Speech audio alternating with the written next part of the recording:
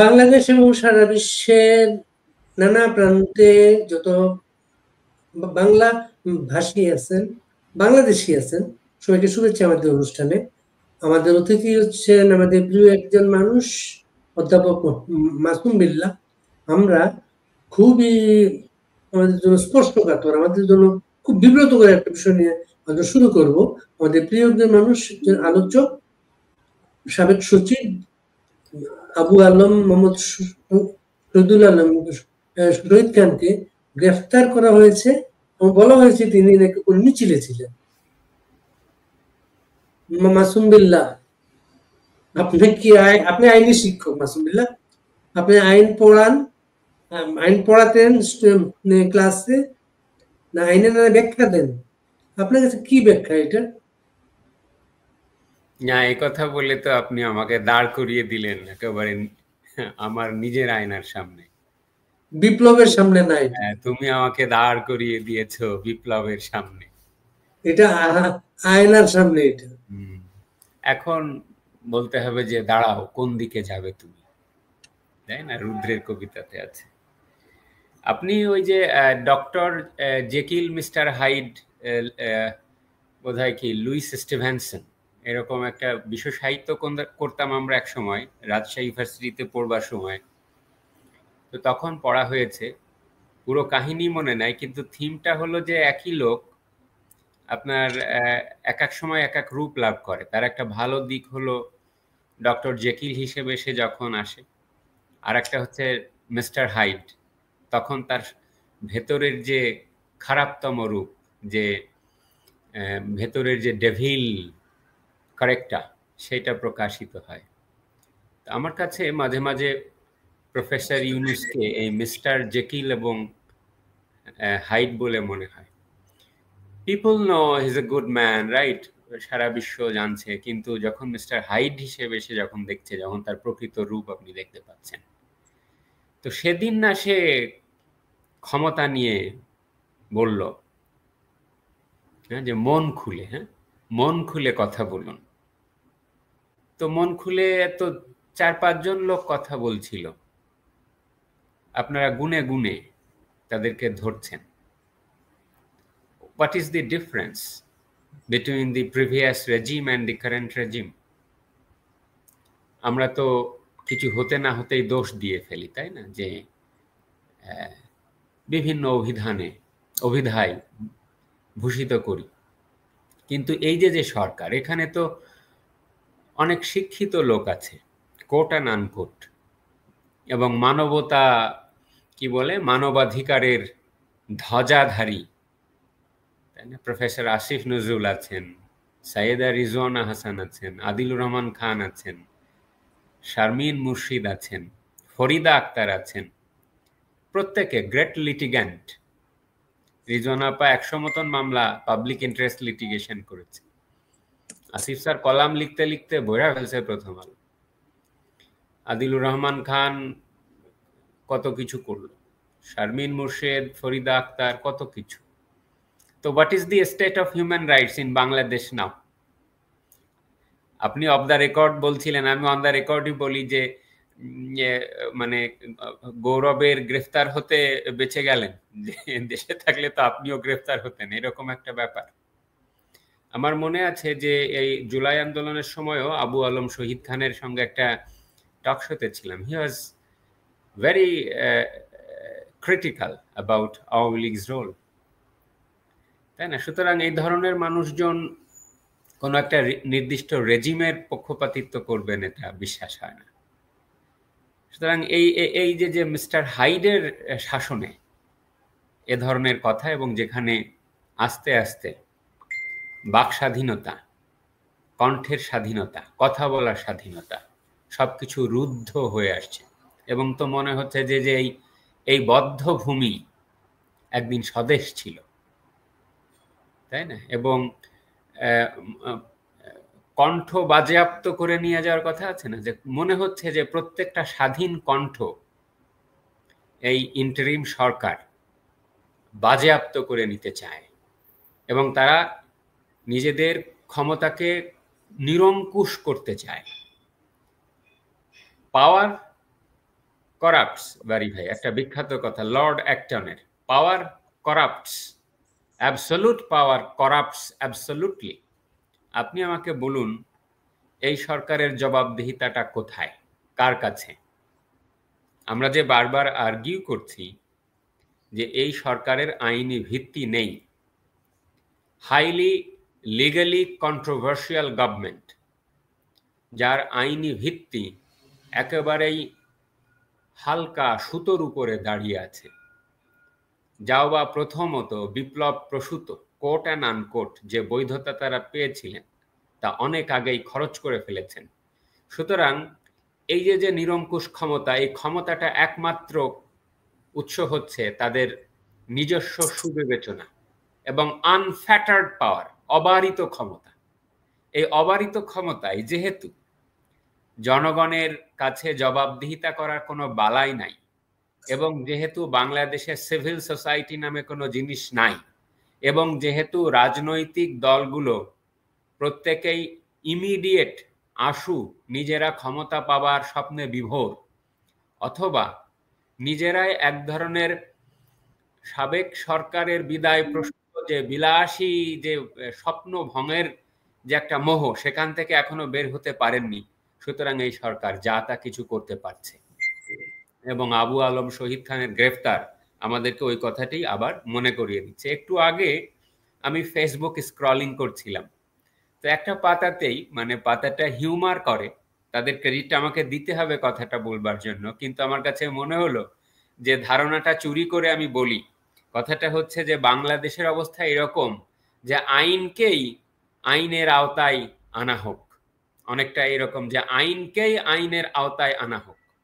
মজা করে বলেছে কথাটা, কিন্তু কথাটা এইভাবেও আমি একটু আগের একটা অনুষ্ঠানে বলেছিলাম যে একজন রাজা বলছেন যে আমি আমার ইচ্ছেকে জনগণের উপরে চাপিয়ে দিতে চাইনি, সুতরাং আইনটাকেই নিজের ইচ্ছের সাথে বেঁধে দিয়েছি। তো এই যে আপনি দেখেন কতটা বিভৎস। হয়তো আমাদের আলোচনাটা যখন আরো চলতে থাকবে আরো বলতে পারবো।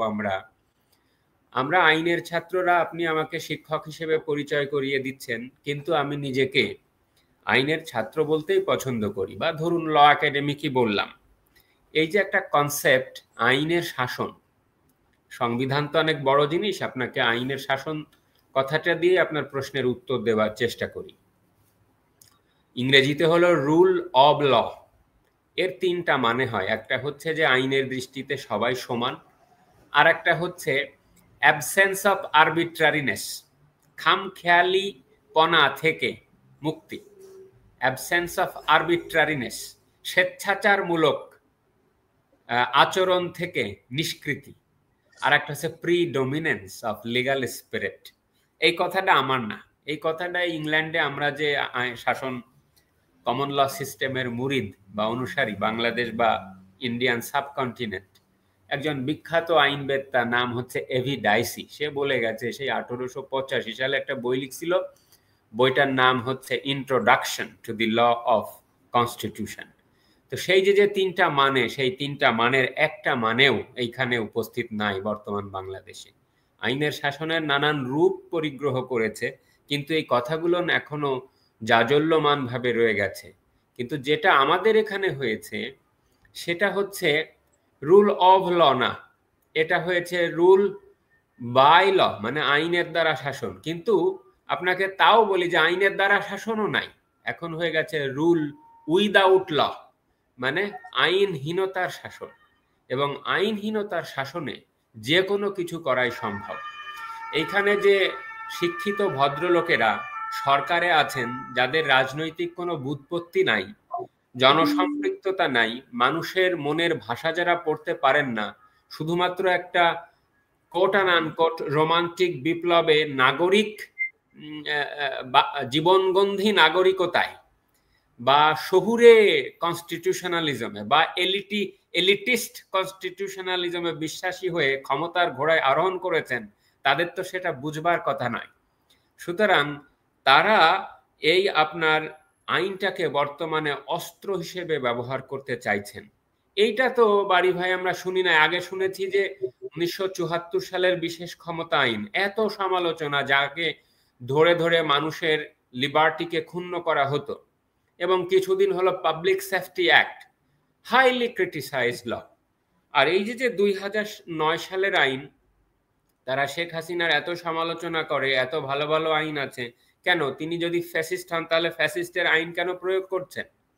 এবং যে জন্যে আইনটা বানানো 2009-এর, সেই প্রেক্ষাপটকে সম্পূর্ণভাবে অস্বীকার করে নির্দোষ, নিরাপরাধ এবং যারা সরকারের সমালোচনায় ভোকাল তাদেরকে আপনি গ্রেফতার করছেন যে সাইলেন্স করবার জন্য, to to to silence the dissenting opinion in the country.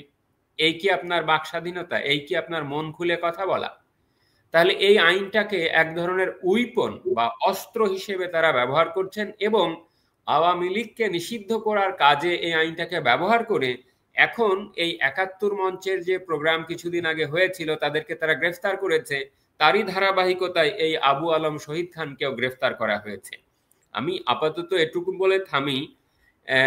আপনার যদি প্রশ্ন থাকে তাহলে আমরা আবার আলোচনায় এগিয়ে নিয়ে যেতে পারবো। আপনি একটা বললেন না, বিদেশিরা ভাবতো চমৎকার একটা মানুষ, শান্তিতে নোবেল বিজয়ী একটা মানুষ, আমাকে আমেরিকাতে কাজ করছেন মানবাধিকার আইনজীবী, তিনি কথাটা উল্লেখ করতে গিয়ে বলেছেন বিদেশিরা তাকে দেবতা মনে করত। দেবতা যে মন্দিরে প্রতিমা ধর্ষণ করে, এটা শুনে তারা অবাক। এই পরিস্থিতি থেকে এই যে আইন উপদেষ্টা মনে করে, আইন উপদেষ্টা সবসময় বলার চেষ্টা করে এই মামলা আমরা করি নাই, এইটা আমরা করি নাই। তারপর হচ্ছে আমরা আরেকটা জিনিস দেখতাম, আমাদের সুপ্রিম কোর্ট ইয়ে করতো, সুমোটো করতো। তারাও তো সমাজের বাসিন্দা, যে বিষয়টা অসঙ্গতি তারা দেখতো সাথে সাথে সুমোটো করতো। সে সুমোটো আমরা দেখি না, কিন্তু মানুষের আশ্রয়টা কোথায়? আমি আপনার এই পয়েন্টে আসতাম, কিন্তু আপনার মন্তব্যের প্রেক্ষিতে জাস্ট একটা কুইক কমেন্ট করে রাখি। ধরেন এই যে গ্রেফতারগুলো করা হচ্ছে, এই গ্রেফতারগুলো তো সবই আরবিট্রারি অ্যারেস্ট, ঠিক আছে? স্বেচ্ছাচারমূলক গ্রেফতার, না আছে সুনির্দিষ্ট অভিযোগ, না আছে অ্যারেস্ট হবার জন্য যে 5টা ধাপ আছে, সেই 5টা ধাপ মানবার তো কোনো বালাই নেই। এমনকি দেখুন যে আবু আলম শহীদ খানের গ্রেফতারের সময় এবং কিভাবে গ্রেফতার হয়েছে তা নিয়েও 2-3 ধরনের ন্যারেটিভ অলরেডি আছে। তাহলে আমরা জানতেই পারছি না যে একজন মানুষকে ঠিক কখন, কিভাবে, কোন পরিস্থিতিতে গ্রেফতার করা হচ্ছে এবং তাকে আদালতে হাজির করা হচ্ছে।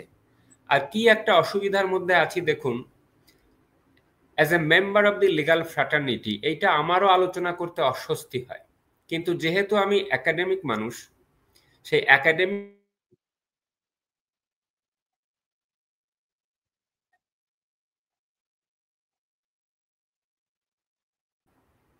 সিএমএম কথাটা শোনা গেল কিনা, মাঝখানে বোধহয় আমাদের লাইন ডিসকানেক্টেড।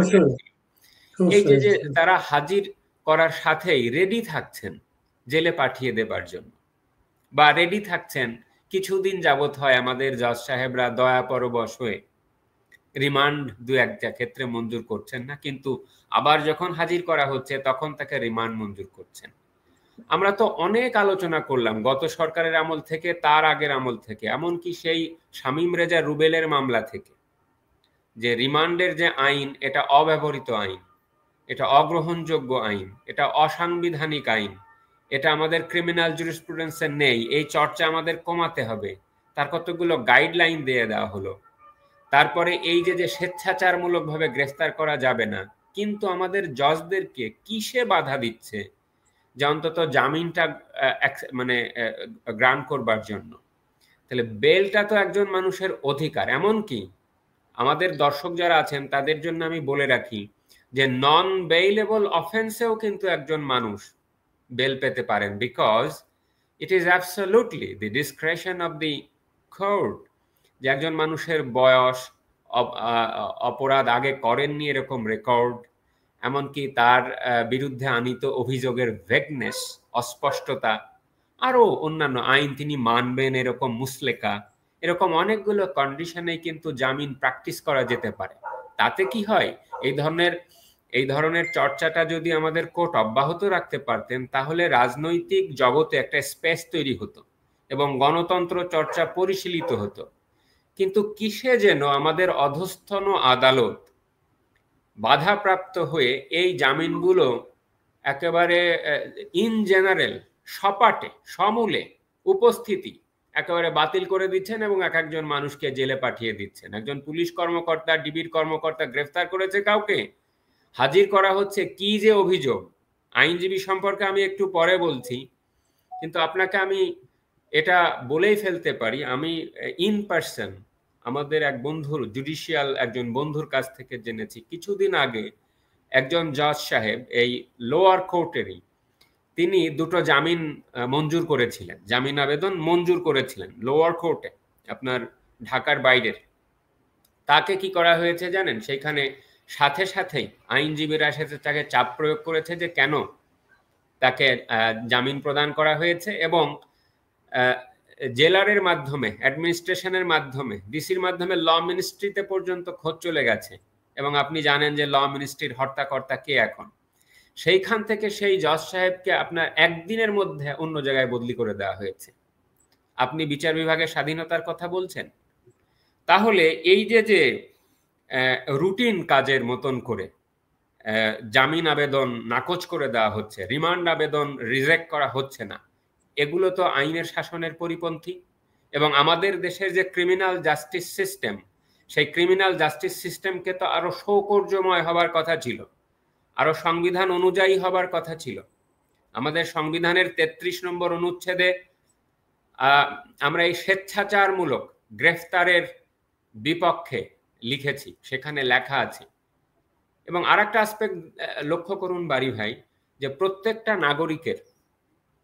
নাগরিকও না, প্রত্যেকটা মানুষের ইফেক্টিভলি, কার্যকরীভাবে আইনজীবী দ্বারা রিপ্রেজেন্টেড হবার অধিকার আছে। অথচ কি হচ্ছে, প্রত্যেকটা মামলায়, প্রত্যেকটা গ্রেফতারের ক্ষেত্রে এই ফান্ডামেন্টাল হিউম্যান রাইটস লঙ্ঘিত হচ্ছে। এইটা তো আমাদের এই আইন উপদেষ্টার বা ডক্টর ইউনূসের রাজ্যে তো সংবিধান মানার কোনো বালাই যদি নাও থাকে, ইউনিভার্সাল জুরিসপ্রুডেন্স, সার্বজনীন মানবাধিকার আইন বিজ্ঞানের কথা কি, যে আপনি কাউকে না শুনে দণ্ড দিতে পারবেন না। No person shall be condemned unheard and every person has the right to be effectively represented by his or her lawyer. তো এখানে কি হচ্ছে, যে কোনো লয়ারকেই খুঁজে পাওয়া যাচ্ছে না যে who will represent Abu Alam Shahid Khan. হয়তো কেউ আমাদের ছাত্ররা বা আমাদের আইনজীবী বন্ধুরা উপস্থিত, যার জীবনের উপরে বা যার জানের উপরে আক্রমণ হবার সম্ভাবনা কম, সে হয়তো অপ্রস্তুত অবস্থায় দু একটা কথা বলছে, কিন্তু তাতে ইফেক্টিভ রিপ্রেজেন্টেশনের যে ক্রাইটেরিয়া, তা কিন্তু ফুলফিল হচ্ছে না। সুতরাং আদালত যে রায়গুলো দিচ্ছেন, সেগুলো in contravention to the guaranteed rights of the constitution. সুতরাং আমাদের এই ক্রিমিনাল জাস্টিস সিস্টেমে আমাদের জজ সাহেবরা যে রায় দিচ্ছেন, তা খুবই উদ্বেগজনক। একজন একাডেমিক হিসেবে আমি এটা গ্রহণ করতে পারছি না। আর উচ্চ আদালতের কথা যেটি আপনি বলেছেন, যে আমাদের উচ্চ আদালত ইতিপূর্বে অনেকগুলো মামলায়, ব্লাস্টের মামলাও আছে সেখানে, তাই না, সাইফুজ্জামান ভার্সেস স্টেট বিখ্যাত মামলা, সেখানে অনেকগুলো রক্ষা কবচ দেওয়া হয়েছে, যে মানুষকে কখন কিভাবে গ্রেফতার করা যাবে এবং গ্রেফতার করলে কাকে কিভাবে জানাতে হবে, আত্মীয়কে জানাতে হবে, মেডিকেল এক্সামিনেশন করতে হবে, রিমান্ডে নিলে কাচের মধ্যে, কাচের ঘরে রিমান্ড নিতে হবে, তারপরে দরকার হলে আইনজীবী বা তার উপস্থিতিতে জিজ্ঞাসাবাদ করতে হবে। কত রক্ষা কবচের কথা আমরা বললাম, এইগুলো এরা বাস্তবায়ন হওয়ার কথা ছিল আসিফ নজরুলের রাজ্যে, তো কোথায় গেল সেগুলো? তাহলে তো একই কথা হচ্ছে যে what is the difference between a quote and unquote fascist regime and this neo fascist regime. এবং যে কথাগুলোকে আপনারা উৎসাহিত করে মানুষের মুখে তুলে দিয়েছেন, সেই কথাগুলোই তো এখন আপনাদেরকে ইকো করে ফেরত দেওয়া যায়। সো উচ্চ আদালতের এখনো সেই রায়গুলো আমার মনে হয় দেখবার সুযোগ রয়েছে, যে why on earth you are doing this, লোক আদালতে আপনি এভাবে মাপ করতে পারবেন না, লোক লোয়ার আদালত আপনি এই গাইডগুলো অনুসরণ করুন। এটা কিন্তু তারা অ্যাডমিনিস্ট্রেটিভ ওয়েতেও কিন্তু এই নির্দেশনাগুলো দিতে পারেন, কিন্তু তারা দিচ্ছেন না। অথবা নিজে থেকে সুমোটো, আপনি যেমনটি বললেন, আইনের মানুষ না হয়েও আপনি এটা উপলব্ধি করতে পারছেন যে আমাদের উচ্চ আদালতের নিজে থেকেই নড়ে চড়ে স্বপ্রণোদিত বলি আমরা, যে স্বপ্রণোদিত হয়ে রুল জারি করা উচিত এই আইন মন্ত্রণালয়কে বা এই নিচের আদালতকে বা যে কোনো কর্তৃপক্ষে, যে লোক this are the safeguards of the fundamental human rights, আপনারা এটা করুন না। অথচ আপনি কি করছেন? আপনি বলছেন যে বিচার বিভাগের স্বাধীনতা রক্ষায় আপনারা বদ্ধপরিকর আছেন। কিন্তু আমি আর্গিউ করেছি যে যে জুডিশিয়ারির খোল নলচে পাল্টে গেছে, যে জুডিশিয়ারির নিয়োগকর্তা হচ্ছে যে মব, তাদের নৈতিক সেই ভিত্তি থাকবে বলে আমি মনে করি না। সুতরাং একটা অর্গান হিসেবে, রাষ্ট্রের সার্বভৌম কর্তৃপক্ষের একটা পার্ট হিসেবে এটা কিন্তু লেম হয়ে গেছে। ওই যে খোড়া যে হাঁসের গল্প আপনি জানেন না, যে এরকম নদীর তীরে একটা এক পায়ে খোড়া হাঁস দাঁড়িয়েছিল, এটা আমাদের রাষ্ট্র সিস্টেম এখন খোড়া হাঁসও না, প্রত্যেকটা অর্গান। পার্লামেন্ট তো নাই এখন, তাহলে আপনার একটা শেষ। আর হচ্ছে জুডিশিয়ারিও এইভাবে খুঁড়িয়ে খুঁড়িয়ে কাজ করছে। আর আপনার সরকার তো কি হয়ে গেছে, একেবারে সুপার সভরেন অথরিটি হয়ে গেছে। এই প্রেক্ষিতে আমি এই অংশটুকু বলে থামবো, কিন্তু তার আগে জাস্ট আপনাকে একটা উক্তি, এখানে যারা আমাদের দর্শক শ্রোতারা আছেন, এটা থিওরিটিক্যাল শোনাবে, কিন্তু আমি যেহেতু একজন একাডেমিক, আমার যুক্তিটাকে শানিত করবার জন্য এবং আইন কিভাবে কাজ করছে এই সরকারের হাতে সেটা বলবার জন্য আমি আপনাদেরকে সেই উক্তিটা পড়ে শোনাচ্ছি। এইটা এই গত শতাব্দীর একজন বিখ্যাত আইনবেত্তা, নাম রোনাল্ড ডরকিন, আমেরিকার প্রফেসর, বাড়ি ভাই ওখানে উনি পড়াতেন। One of the most influential legal thinkers, আমরা প্রায় আইনের ক্লাসে তাকে কোট করি। তো তিনি আইনের উপরে একটা বই লিখেছিলেন, নাম দিয়েছিলেন লজ এম্পায়ার, আইনের সাম্রাজ্য। তো এই আইনের সাম্রাজ্য কিভাবে কাজ করে তা তিনি বলতে একটা প্যারাগ্রাফ লিখেছেন তার বইয়ের ভূমিকায়। তিনি বলছেন যে we live in and by the law it makes us what we are। আমরা যা, আইন সেটাই আমাদেরকে গঠন করে বা বানায়। citizens and employees, doctors and spouses, people who own things, it is a sword। এই কথাটা বলার জন্য আপনার এই উক্তিটা আমি পড়ে শোনাচ্ছি। লকে বলছে যে it is a sword, it is a shield. এটা যেমন অস্ত্র, আবার এটা shield. It is a menace, এটা হচ্ছে একটা ভীতি, এটা একটা সন্ত্রস্ত। We insist on our wages, আমাদের বেতন। We refuse to pay our rent. We are forced to forfeit penalties and are closed up in jail, all in the name of what our abstract and ethereal sovereign the law has decreed।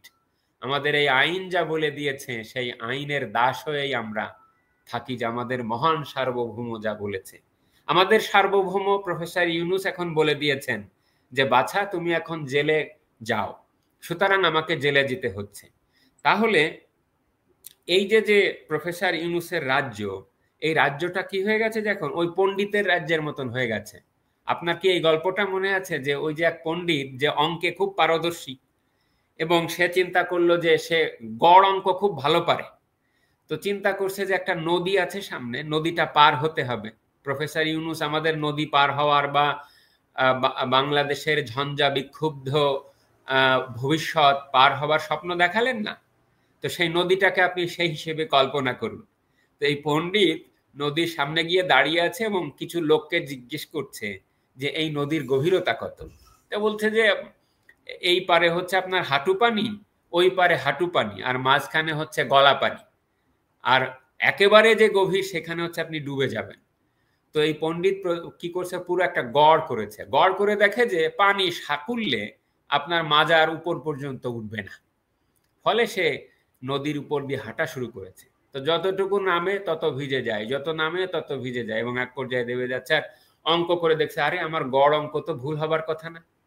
তো এইখানে তারা অঙ্ক, এই যে সংস্কারের অঙ্ক, এটা করে দেখতেছে যে আরে আমার তো ভুল হবার কথা না। তাদের নির্বাচনী যে মূল দায়িত্ব, সেই নির্বাচনের দায়িত্বের খবর নাই। কি একটা ভুল থিওরির উপরে দাঁড়িয়ে আপনি লক্ষ্য করেন যে সংস্কার আগে না নির্বাচন আগে, কনসেপচুয়ালি এটা কিন্তু বিএনপির রুমিন ফারহানাও একবার খুব সুন্দর করে বলে ফেলেছে যে কনসেপচুয়ালি নির্বাচনের আইডিয়াটাই হচ্ছে যে সংস্কার হবে এই জন্য, অর্থাৎ the political parties in a democracy they promise about reforms to the people and people vote for them or vote against them, তাহলেই না নির্বাচন অর্থবহ হয়। কিন্তু কে আপনাকে বলল যে আপনি আগে রিফর্ম করে নেবেন তারপরে নির্বাচন হবে, তাহলে নির্বাচন করাটা দরকার কি? So theoretical it is wrong. এইটা আপনি এই প্রফেসরের কথা বললেন, আমি আরো এক জায়গায় দেখিয়েছি যে তার জিরো তত্ত্ব, এটা এত একটা বোকাসের উপরে দাঁড়িয়ে, এত একটা শূন্যতার উপরে দাঁড়িয়ে, it stands on a nullity. বলে যে ঋণ পাওয়া মানুষের নাকি অধিকার, অথচ ঋণে জর্জরিত হয়ে মানুষজন ইনডেটেডনেস একেবারে, সেদিন এটা বঙ্গবীর কাদের সিদ্দিকীও বলেছেন, অথচ ঋণ মুক্ত হচ্ছে মানুষের মানবাধিকার। তাহলে যারা কনসেপচুয়ালি ফ্লড, তাদের এই রাষ্ট্রীয় দর্শন নিয়ে সেই রাষ্ট্র কখনো এগিয়ে যেতে পারে না। সুতরাং আবু আলম শহীদ খানের এই গ্রেফতার রাষ্ট্রের যে সার্বিক অত্যাচারী প্রতিমূর্তি এবং কণ্ঠস্বর রোধ করার যে প্রতিমূর্তি, এবং আস্তে আস্তে গণতান্ত্রিক পরিবেশ, সিভিল লিবার্টি, এটা যে সংকুচিত হয়ে আসছে তারই সর্বশেষ উদাহরণ। মাসুম বিল্লাহ, গতকালকে একজন আইনজীবীকে আমরা আমাদের অনুষ্ঠানে এনেছিলাম। তিনি হাইকোর্টে আর কি, হাইকোর্টে ইয়ে করে দেখছেন, অনেকের মামলা দেখছেন। তিনি আমাদের বললেন 5 আগস্ট পড়তে এখন পর্যন্ত 50 লাখের বেশি মানুষের বিরুদ্ধে মামলা হয়েছে। 5 লক্ষ মানুষ এখন জেলখানার ভেতরে আছে। 5 লক্ষের মতো জামিন হয়েছে, জামিন হচ্ছিল গত জানুয়ারি মাসে আইন মন্ত্রণালয় থেকে চিঠি পাঠানো হয়েছিল। ওই চিঠি পাঠানোর পরে লোয়ার কোর্ট জামিন দিতে ভয় পায় এবং জাজরা মাথা নিচু করে বসে আদেশ লেখেন, কারণ তিনি তার বিবেক জানে এই সঠিক না। এই অবস্থায় আমরা আবু আলম শহীদ খান তো একজন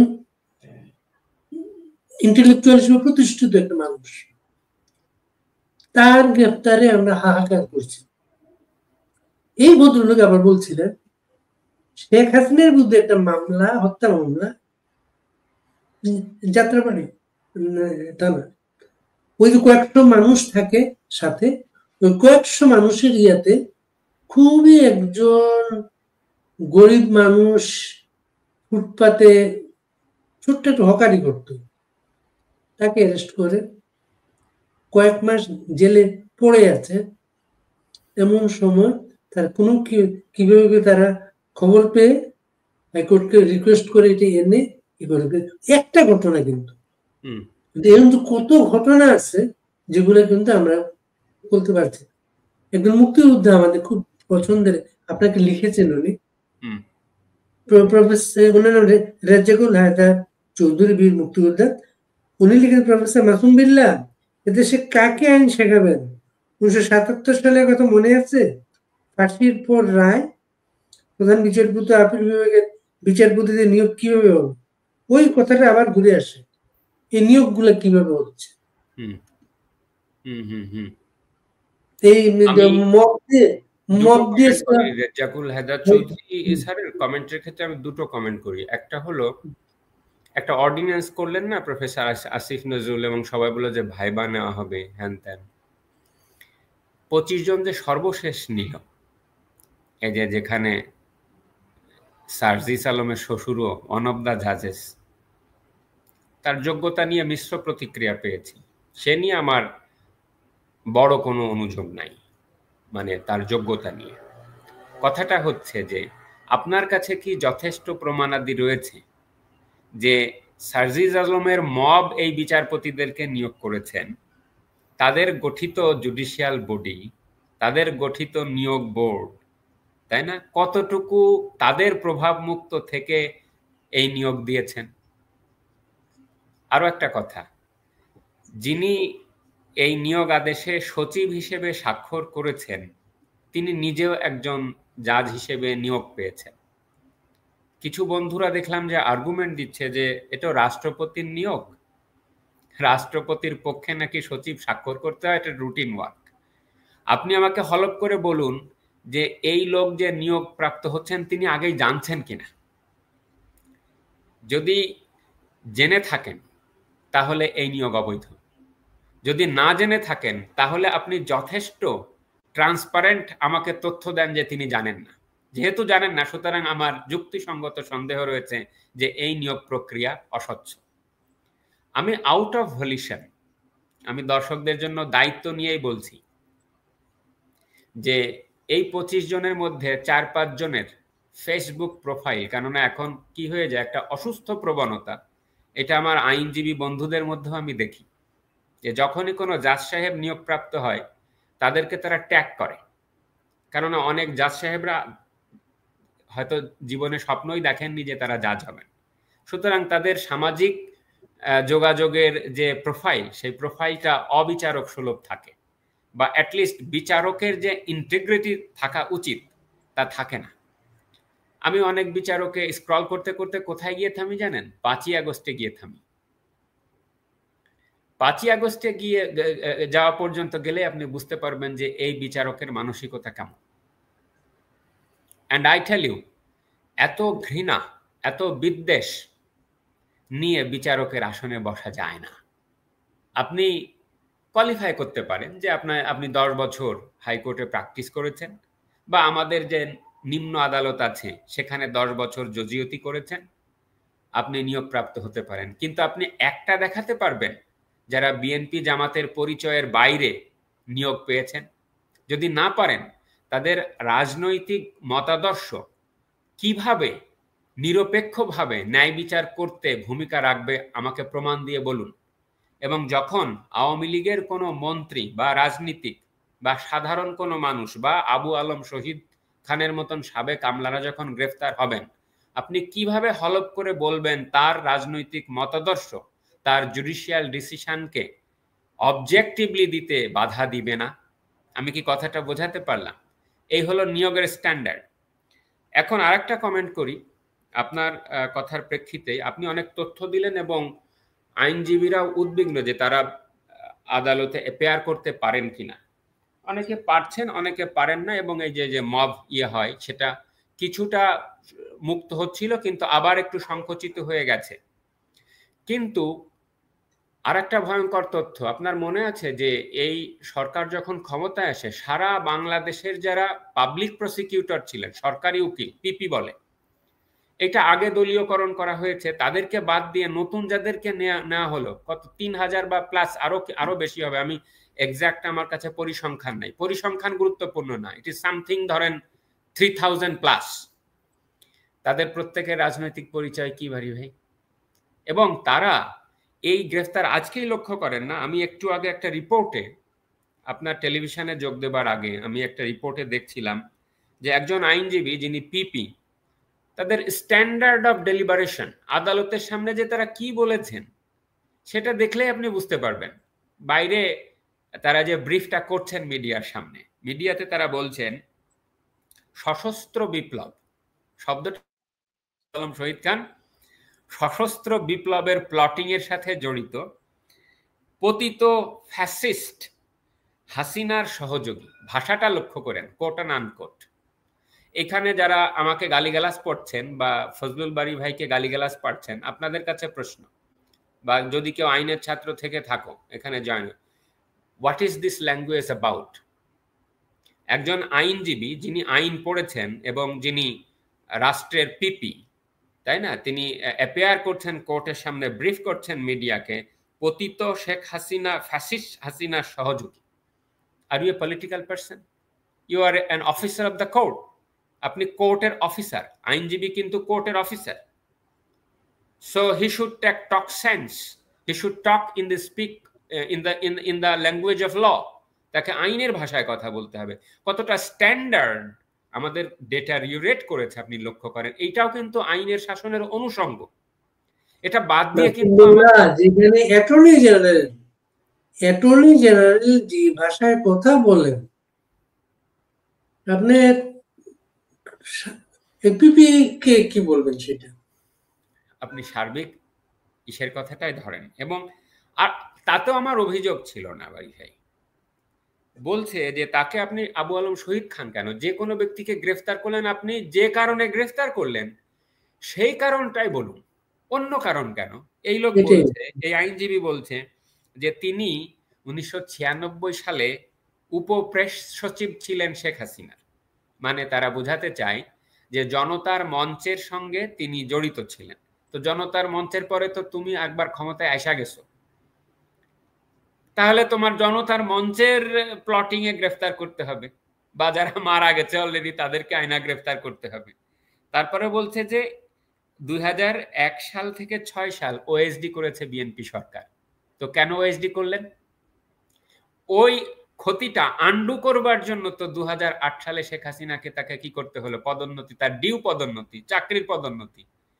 এইটা আমাদের টেলিভিশন রিপোর্টিং করতেছে অ্যাজ ই পদোন্নতি পাওয়া ভুল বা অন্যায়, এবং এইগুলো পাওয়া, এবং বলছে যে 2018 থেকে 24 সাল পর্যন্ত তিনি নাকি ষড়যন্ত্রে লিপ্ত আছেন। এটা হচ্ছে আপনার ওই আইনজীবীর ভাষা, এবং বলছে টক শোতে সাফাই, উস্কানি দেওয়া এবং অকার্যকর রাষ্ট্র পরিণত করে এই সরকারকে নাকি সশস্ত্র বিপ্লবের মধ্যে ক্ষমতাচ্যুত করছে। আপনি বলেন তাহলে এই যে ফ্রেমিং, আমাদের আমাদের লয়ার একটা ইনস্টিটিউশন, সেই ইনস্টিটিউশনের মানটা আপনি লক্ষ্য করেন কোন পর্যায়ে চলে গেছে।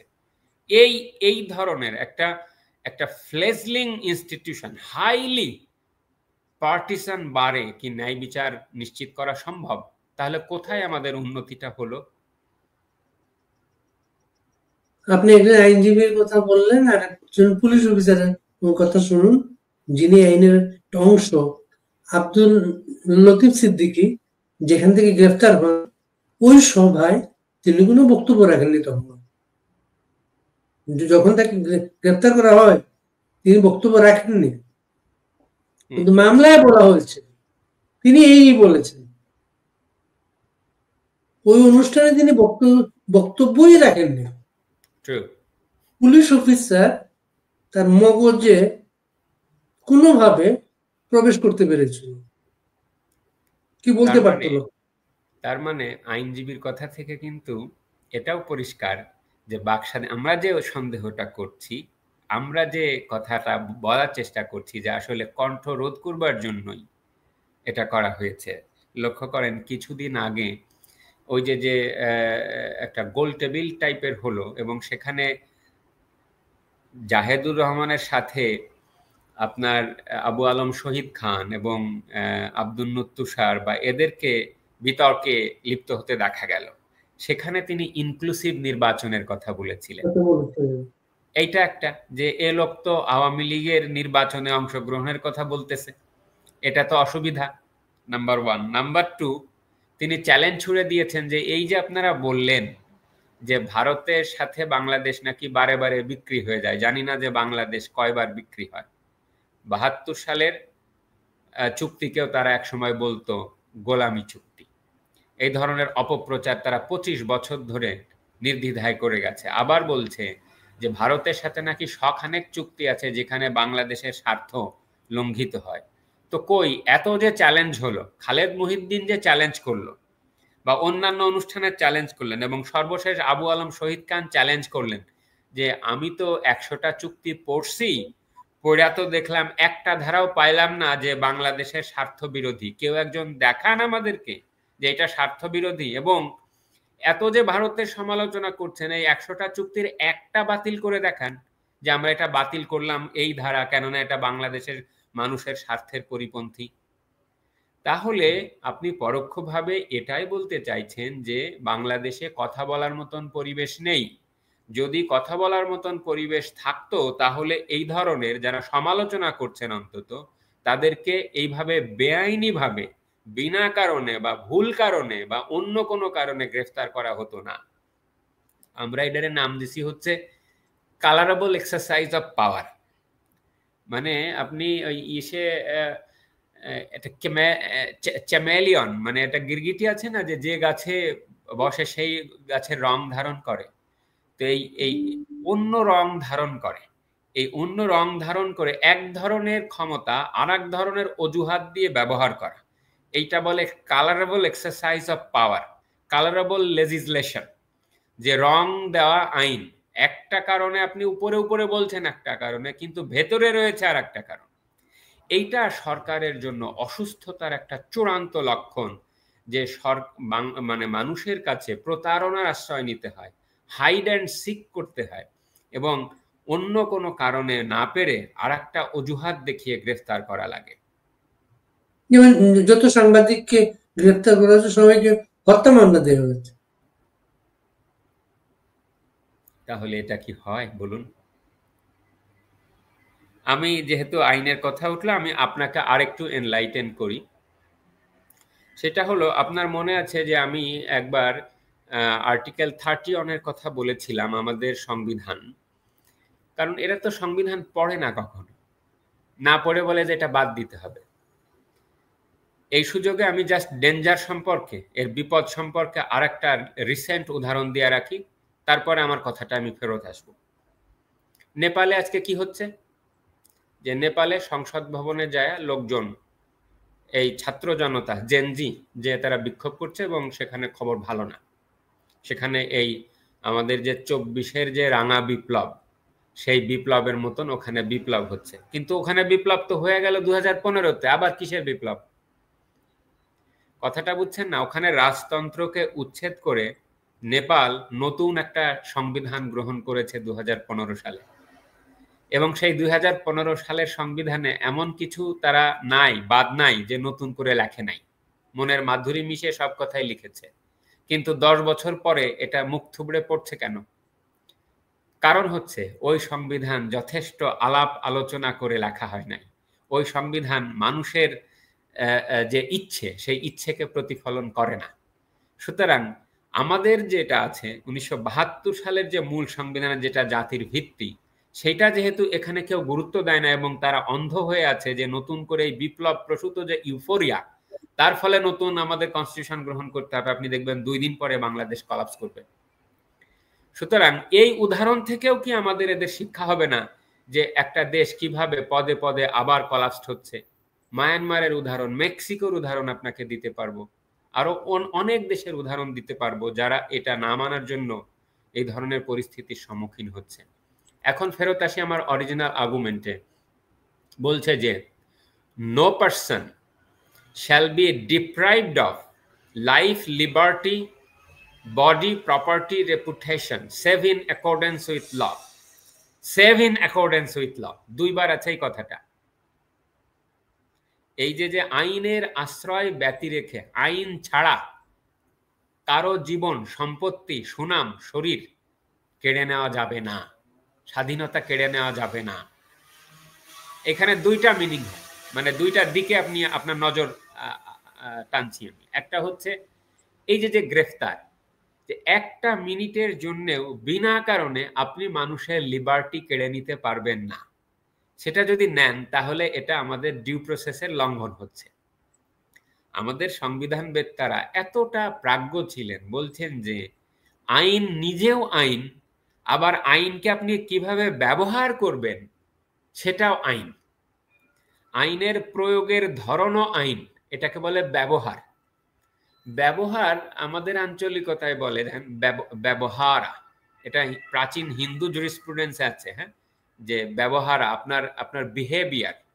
আমরা যারা আইনের ছাত্র তারা এই জুরিসপ্রুডেন্সের বাংলা করি ব্যবহার শাস্ত্র, মানে আপনি আমার সঙ্গে কেমন আচরণ করলেন সেটাও আইনের একটা অংশ, সেটাও আমার কালচারের একটা অংশ। কেননা আইন নিজেই একটা কালচার।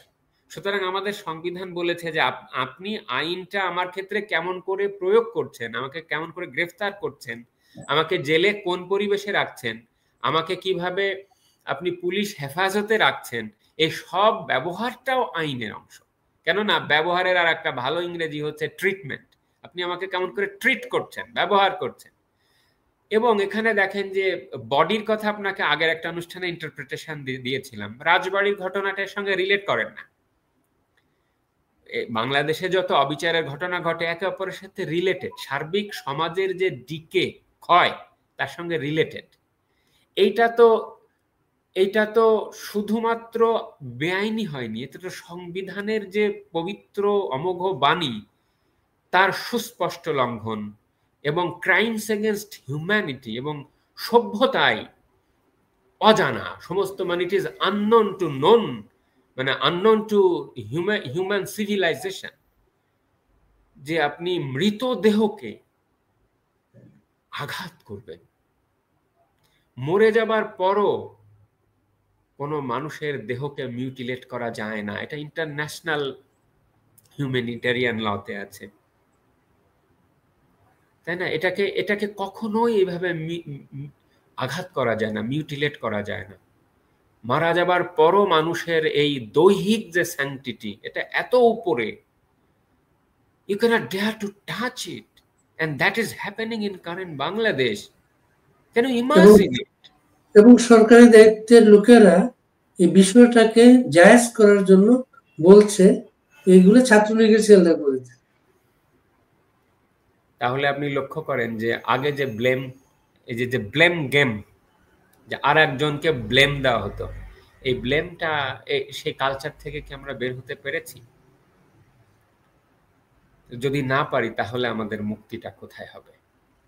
সুতরাং আমার কথা হচ্ছে যে এই যে গ্রেফতার বা এই যে ভুল আইনের যথেচ্ছাচার প্রয়োগ, মনোরঞ্জন ধর আপনি ভালো জানবেন যে আইনমন্ত্রী ৭৪ সালে বঙ্গবন্ধুকে, মানে তার জ্ঞানের প্রতি আমার শ্রদ্ধা আছে, খুব বেশি যে আমি তার সম্পর্কে জানি তা না, অত্যন্ত সিনিয়র পলিটিশিয়ান, বঙ্গবন্ধু সিনিয়র ছিলেন, সেই 50-এও আপনার বেঙ্গল লেজিসলেটিভ অ্যাসেম্বলির মেম্বার ছিলেন, তারপরে তো আইনমন্ত্রী হলেন, তাই না? তো তার সময়ে কতকগুলো রিপ্রেসিভ ল হয়েছে। বস্তুত স্বাধীনতা পরবর্তী সময়ে আমাদের যে অসাধারণ কতগুলো সুন্দর আইন আছে, শিশু আইন বা সমুদ্র আইন বা এক্সট্রাডিশন ল, হ্যাঁ, বা আমাদের সংবিধান এরকম বলেন, কিন্তু কয়েকটা খারাপ আইন আছে যেটা পরবর্তীকালের সরকারগুলো অপব্যবহার করেছে। যেমন ধরেন বিশেষ ক্ষমতা আইন। এই বিশেষ ক্ষমতা আইন দিয়েই তো ওই অভিনীরু, বাবলু এদেরকে গ্রেফতার করা হতো, মনে আছে আপনার, এরশাদের সেগুলো। তারপরে এমনকি এই যে বঙ্গবীর কাদের সিদ্দিকী 1990 সালে 16ই ডিসেম্বর দেশে প্রত্যাবর্তন করে, আপনার মনে আছে, যে পুরো পোস্টার আমরা দেখতে পেতাম। তাকে ঝিনাইদহ থেকে গ্রেফতার করা হলো এবং বিখ্যাত একটা মামলা আমাদের ছাত্রদেরকে আমরা পড়াই যে গ্রেফতারের রক্ষা কবচ কি হবে। এবং আগে জুডিশিয়ারি এতটা স্বাধীন ছিল, বুঝছেন, গ্রেফতারে যখন তাদেরকে হাজির করা হতো সাথে সাথে এগুলো রিজেক্ট করে দিত, বলতো যে সরকার তুমি আমাকে কারণ দেখাও যে কেন তাদেরকে গ্রেফতার করেছো। সেই নিরুর গ্রেফতারের কেস, আব্দুল লতিফ মির্জার কেস, সিরাজগঞ্জের যে আব্দুল লতিফ মির্জা আপনার সর্বহারা পার্টির অভিযোগে তাকে গ্রেফতার করে, এই যে ভট্টাচার্য, আপনার দেবেশ ভট্টাচার্য, দেবপ্রিয়র বাবা, তাই না, বিখ্যাত জাজ, বাংলাদেশে গ্রেফতার আইনের স্ট্যান্ডার্ড লিখে রেখেছেন, যেটা ইংল্যান্ডে লিভারসিজ এন্ডারসন মামলা 1942 সালের লর্ড অ্যাটকিনের থিওরি, যে অবজেক্টিভ টেস্ট, তুমি আসাদুজ্জামান খান কামাল বা তুমি এই আলতাফ হোসেন চৌধুরী বা তুমি জাহাঙ্গীর আলম, তোমার ইচ্ছা অনুযায়ী তুমি আমাকে গ্রেফতার করতে পারবা না। It is your subjective satisfaction, it is your personal satisfaction.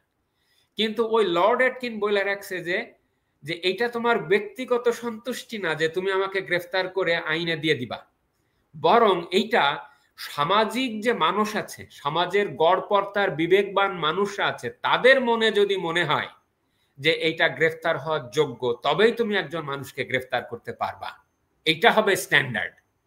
বুঝতে পেরেছেন? সেটা ওই কাদের সিদ্দিকী মামলাতেও আছে। বিলকিস আক্তার হোসেন, এই যে খন্দকার মোশাররফের স্ত্রী, 99 সালের গ্রেফতারের মামলা। তারপরে আমাদের সাবের হোসেন চৌধুরীকে গ্রেফতার করা হয়েছিল, আব্দুল হামিদকে গ্রেফতার করা হয়েছে, তারপরে আপনার শ্রী সুরঞ্জিত সেনগুপ্তকে, শাহরিয়ার কবিরকে কতবার না জেল খাটতে হলো। এই যে আপনার 2001 সালের যে ফিল্মিং করার পেছনে দেশ বিরোধী, মনে আছে আপনার, যে ষড়যন্ত্র করবার জন্য আপনার শাহরিয়ার কবিরকে, তার বোধহয় ছেলেই হবে না ভাই হবে, আলেন্দেয়ার কবির মামলা করলেন। প্রত্যেকটা মামলাতেই আমাদের উচ্চ আদালত দৃঢ় চিত্তে ঘোষণা করেছেন যে এই গ্রেফতারগুলো অবৈধ, তাই না, এবং বলেছেন যে সাথে সাথে it is unlawful it is illegal and without any unlawful authority. সেই অ্যাসারশনটা না মিস করি আমাদের এই সুপ্রিম কোর্টের থেকে। হ্যাঁ, যে লোক এভাবে গ্রেফতার আমরা মানছি না।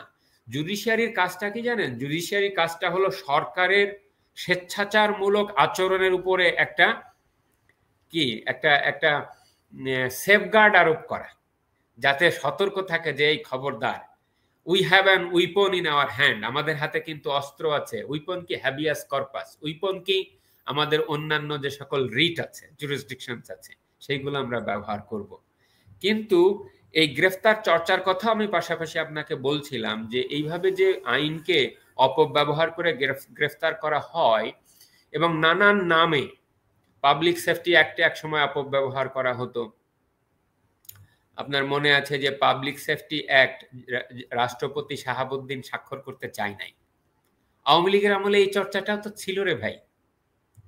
এখানে বলবেন যে আমি আওয়ামী লীগের প্রায় নাকি প্রো আওয়ামী লীগার, তো আপনাকে সর্বশেষ এই যে রাষ্ট্রপতি শাহাবুদ্দিন চুপ্পু, এই রাষ্ট্রপতিও একটা বিশাল মেরুদণ্ডের কাজ করেছিলেন আওয়ামী লীগ ক্ষমতায় থাকাকালীন। জানেন, এটা হয়তো অনেকের দৃষ্টিতে খুব ছোট জিনিস, কিন্তু অনেক বড় জিনিস। একজন একাডেমিক হিসেবে এটা আমার কাছে বড় জিনিস। বাংলাদেশের যে শ্রম আইন, যেখানে মালিকরা ওই কর্মচারীদেরকে ছাঁটাই করতে পারে, এই অবারিত ক্ষমতা দেওয়া ছিল, বুঝতে পেরেছেন, এই লেবার কোডে। এটাতে সংশোধন আনা হয়েছে। এই সংশোধনীতে দেখা গেছে যে মালিকদের পক্ষে যায়। এইটা শাহাবুদ্দিন কি করেছেন জানেন? শাহাবুদ্দিন বলছেন আমি এটা স্বাক্ষর করব না, কেননা এই লেবার আইনের সংশোধনী এখনো মালিকদের পক্ষে যায়। সুতরাং মালিকদের পক্ষে শ্রমিকদের শোষণের বিলে আমি স্বাক্ষর করব না।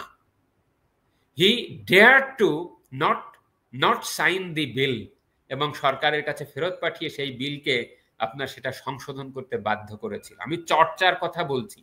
ছোট ছোট জায়গাও সাংবিধানিকতার চর্চা অব্যাহত রাখতে হয়। অথচ আপনি কি করছেন?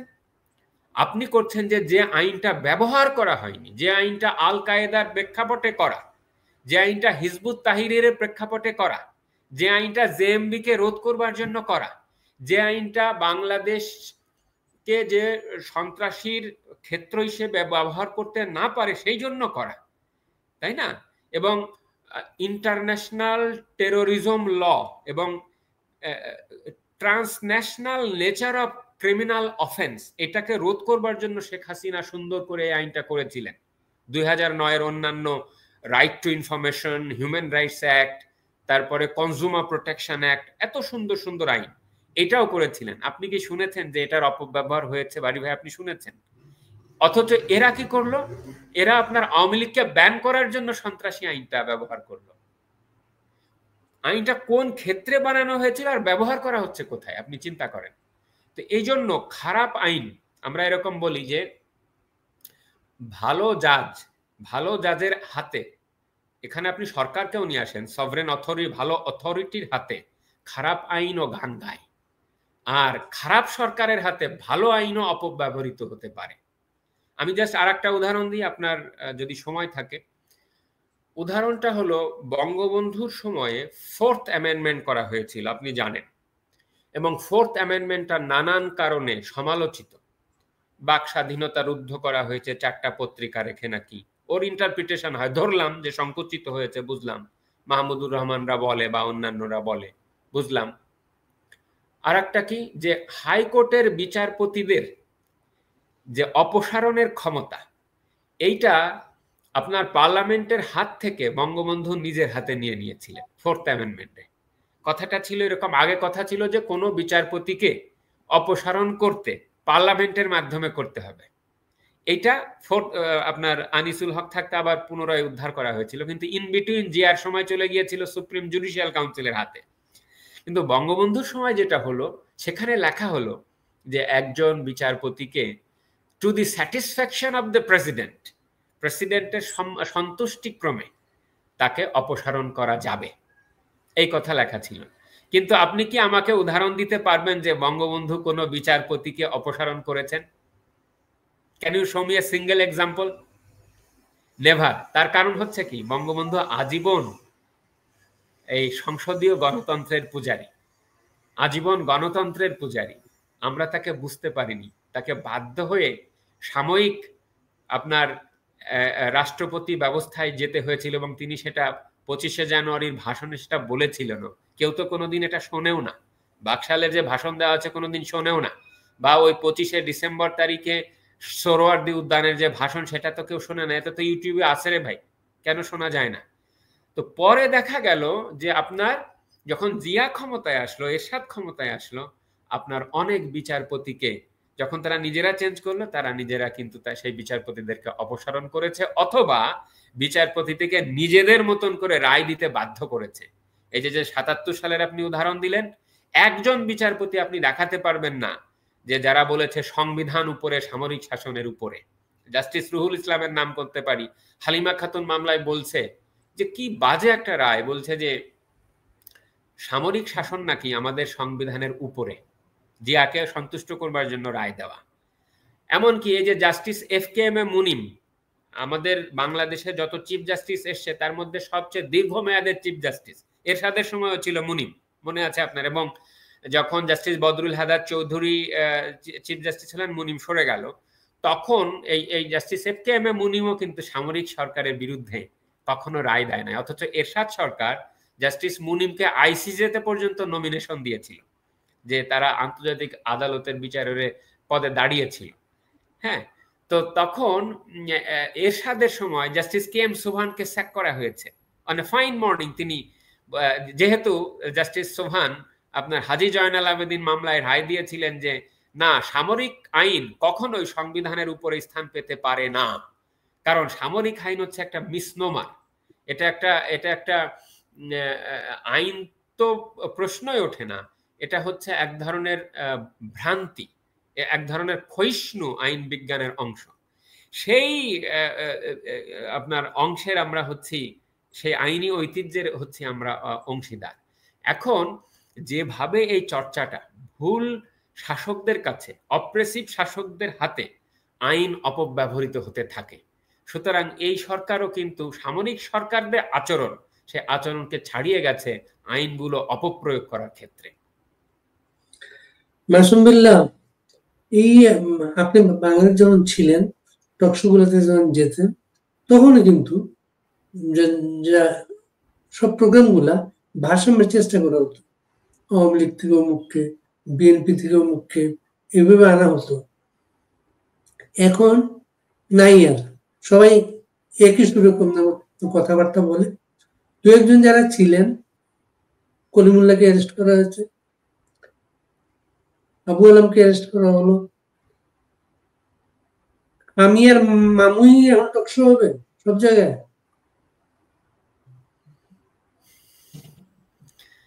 আমাদের আঞ্চলিকতা একটা খেলা হয়, এটা that was A part of our culture.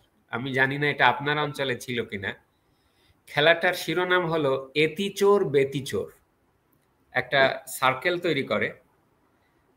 তৈরি করে একজন মানুষকে লুকিয়ে রাখে, আর ওই সার্কেলের চারপাশ দিয়ে একজন ব্যক্তি এক ধরনের শব্দ করে, ঘোষ মশায় সে ডাক দিয়ে ওই যারা সার্কেল করে আছে তার মধ্যে একজনের নাম করবে, যার নাম করবে তাকে সে ছুটিয়ে আনতে চেষ্টা করবে, ঠিক আছে? আর ভেতরের মানুষজন চেষ্টা করবে তাকে রক্ষা করবার জন্য, ঠিক আছে? এইভাবে এক ধরনের দ্বৈরথ অনুষ্ঠিত হয়, যে বাইরের যে আক্রমণকারী, তাই না, বর্গী, যে দেশের মানুষের উপরে সার্বভৌমত্ব আঘাত এনেছে, সে একজনের নাম ধরে ডাক ধরে তাকে গ্রেফতার করে তাকে ধরে আনার চেষ্টা করে, আর জনগণ তাকে রক্ষা করবার চেষ্টা করে। তো আমার এই গ্রেফতার প্রক্রিয়া দেখে মনে হয় ওই ছোটবেলার ওই এতিচোর বেতিচোর খেলার কথা মনে পড়ে, যে বর্গীরা বা ইনুস সরকার তো বর্গীর বাইরে কেউ নয়, বাইরের আরোপিত একটা পুতুল সরকার বই তো নয়। এই পুতুল সরকার এক একজনের নাম ধরে ডাক দেয়, যে আজকে কলিমুল্লারে বের হও, কালকে আবু আলম শহীদ খান গ্রেফতার হোক, পরশু প্রফেসর বারকাত বের হোক, এইভাবে এক একজনের নাম বলে। এই যে একে একে এক একজনের নাম দিয়ে তারা গ্রেফতার করে জেলে ভরতে চাইছেন, এবং দেখা যায় যে এক পর্যায়ে জেলে আর জায়গা থাকবে না, তখন কিন্তু মানুষজন কি বলবে যে কারারই লৌহ কপাট, ভেঙে ফেল কররে লোপাট, রক্ত জমাট, শিকল পূজার পাষাণ বেদী, তাই না? সুতরাং এটা করে বরং আমার কাছে মনে হচ্ছে এটা উপকারও করতেছে। উপকারটা কি? এই সরকারের জনপ্রিয়তা আস্তে আস্তে নিচে নামছে, এবং সেদিন সম্ভবত বেশি দূর নয় যে মানুষজন খুব পথে নামবে, বলবে যে আর তো জায়গা নেই, সুতরাং এইবার যথেষ্ট হয়েছে, তোমরা থামো। আপনার কাছে আরেকটা কুইজ বলি, বলুন। আপনার কাছে কুইজটা, হুইজ নেক্সট?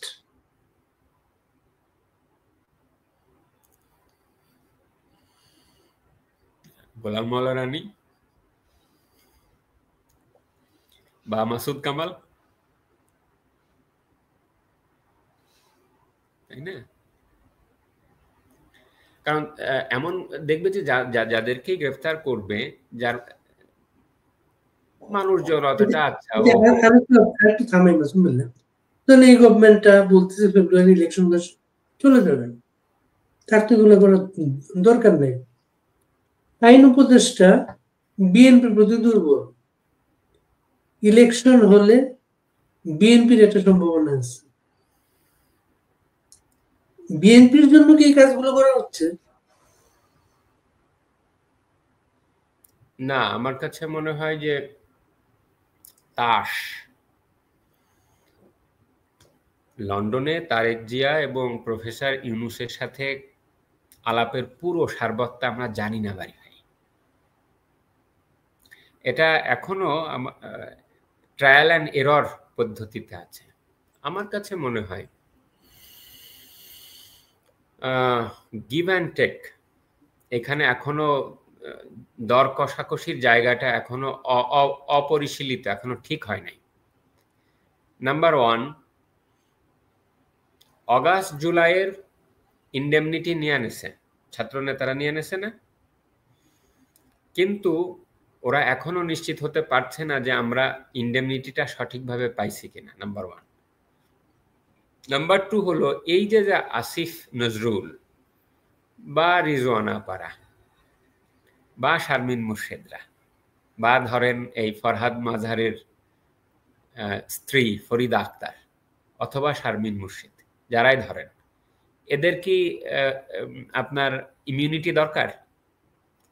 তারা যে কাজগুলো করছেন, বা আলী রিয়াজ বা বদিউল আলম মজুমদার বা সংস্কার কমিটির অন্যান্যরা যা কিছু করেছেন, এর কোনটার লিগ্যাল ম্যান্ডেট আছে আমারে বলেন?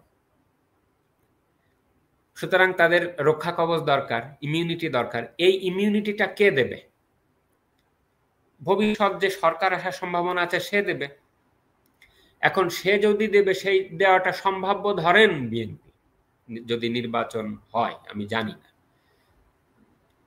কিন্তু তারেক জিয়া যে আসবে, তারও তো আবার কিছু দেওয়ার ব্যাপার আছে, রাষ্ট্রপতির ক্ষমার ব্যাপার আছে, জানি না সমস্ত মামলা থেকে তিনি মুক্তি পেয়ে গেছেন কিনা তাও জানি না, আবার তার পাসপোর্ট আছে কিনা জানি না, বা বাংলাদেশের বর্তমান প্রচলিত আইনে তিনি নির্বাচনে দাঁড়াবার জন্য যোগ্য কিনা জানি না। কেননা আপনার একটা, যেমন ধরুন খালেদা জিয়া নির্বাচনে দাঁড়ানোর জন্য অযোগ্য এখনো সংবিধান অনুসারে, কেননা ফৌজদারি মামলায় দণ্ডিত হয়ে, লক্ষ্য রাখেন বাড়ি ভাই, আমি কথাটা এটা ভালো একটা পয়েন্ট তুলছেন আপনি, আমি একটু দূরে সরে যাইতেছি কিন্তু কথাটা গুরুত্বপূর্ণ।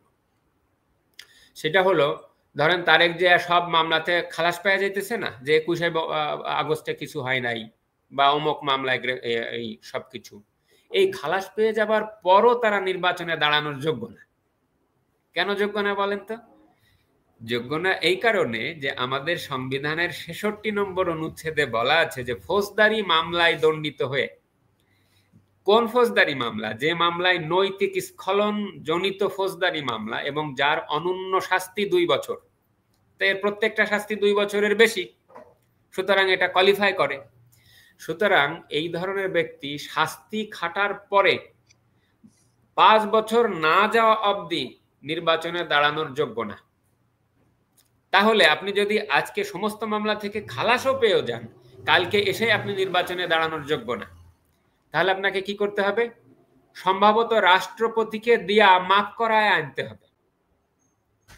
বা এক্সিকিউটিভ অর্ডার দিয়ে অন্য একটা কিছু মেকানিজম করতে হবে যেটা আইনের জুরিসপ্রুডেন্স সাপোর্ট করবে না, বা করলেও এত কন্ট্রোভার্সিয়াল হবে তার শেষ রক্ষার উপায় নেই। এই যে যে গ্যাড়াকল, এই গড়াকল বিষয়ে না প্রফেসর ইউনুসও নিশ্চিত না, এই গ্যাড়াকল বিষয়ে আসিফ নজরুলের জ্ঞানেও কুলাইতেছে না, বিকজ তারা যেতে যেতে যেতে যেতে এমন পর্যায়ে চলে গেছে, এটা পেঁচিয়ে গেছে ওয়েভ, হ্যাঁ, ওয়েভ অফ ল, আইনের যে জাল, সেই জালে তারা কিন্তু ধরা খেয়ে গেছে।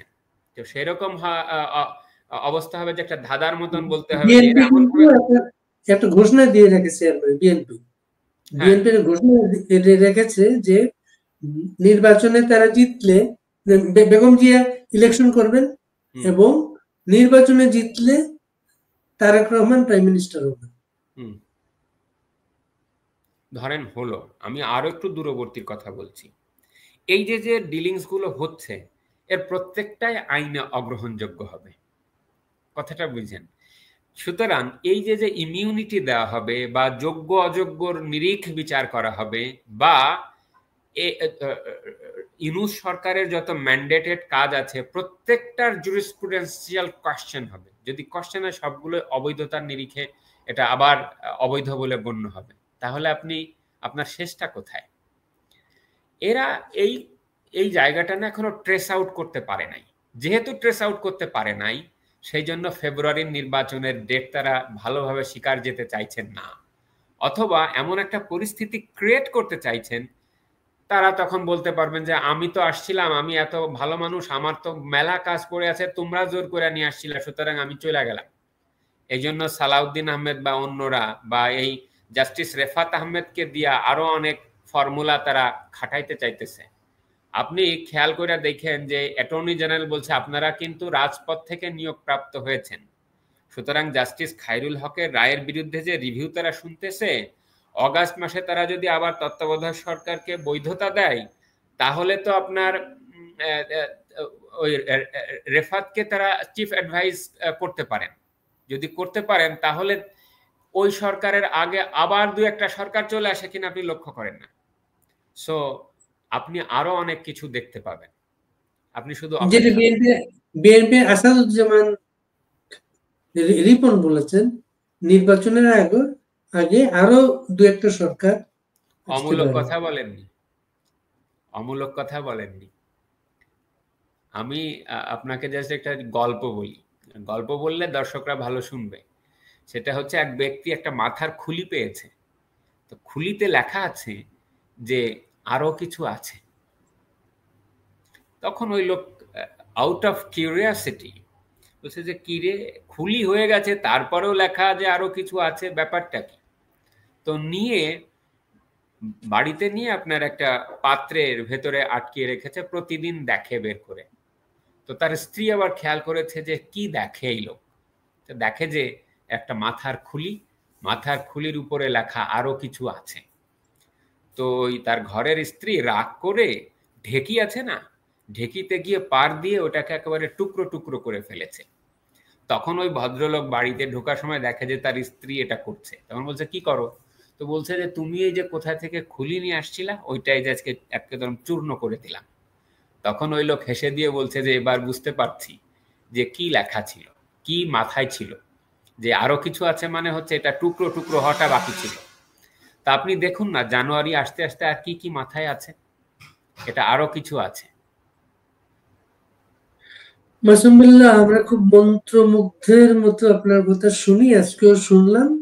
এখানে লোকজন বারবার বলছেন যে কথাটা, বিদেশে বসে আপনারা অনেক কথাবার্তা বলছেন, দেশে আর কেউ মুখ খুলবে না।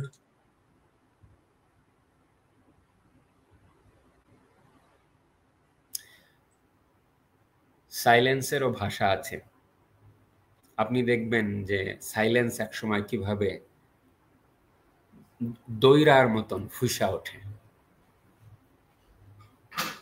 ঠিক আছে না?